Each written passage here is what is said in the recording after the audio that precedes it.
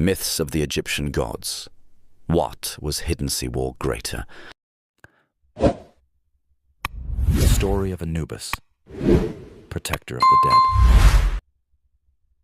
In ancient times, when the sands of Egypt touched the memory of eternity, a child named Wasta, Anubis Chat, was born in a small village near the Nile. His mother, Neferet, was a woman who feared the gods, and she could not bear to see her newborn who came into this world with a strange, black skin color and eyes burning like embers of anger. She decided to get rid of him, so she wrapped him in rags and threw him into the Nile at night, thinking that the waves would suffice for him. But fate was watching. The waves carried the little one to the shore of the West Tombs, where the other world begins.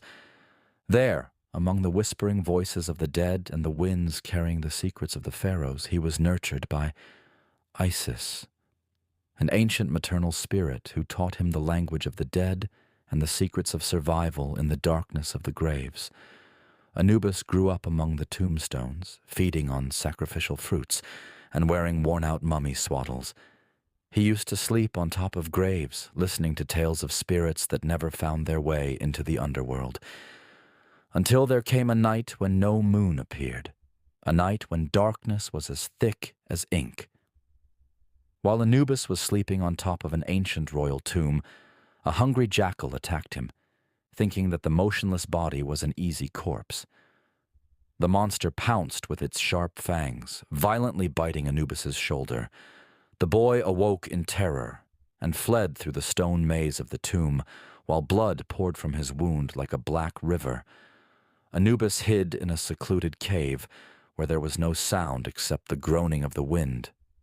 The wound began to swell, and a severe fever burned his body. Days he kept trembling, dreaming of hybrid beings combining man and beast. On the seventh night, the nightmare came true. He felt his skull cracking, his ears extending upward while his mouth turned into a jackal's snout. When he looked into the reflection of the pool water, he saw a jackal's head surmounting his human body and eyes shining with holy gold. At first, Anubis rejects his new form, but the spirits tell him that this transformation is a gift from Osiris, the god of the underworld, to become a protector of the dead. Gradually, he accepted his role, learned the art of mummification from spirits, and made his first mummy with his own hands. He has the power to see the destinies of souls and to distinguish the evil from the good with his heart that carries the wisdom of the jackal.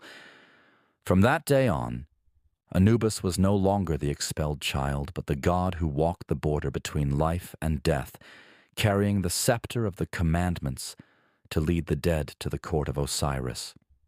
As for the jackal's bite scar, it turned into a sacred symbol on his shoulder, a reminder that the harshest wounds can create legends. Storyline ending. Thus, every dark night, Anubis's steps echo around the tombs, not as a frightened ghost, but as an eternal guardian, holding in his eyes the gold of heaven and in his heart the darkness and secrets of the earth.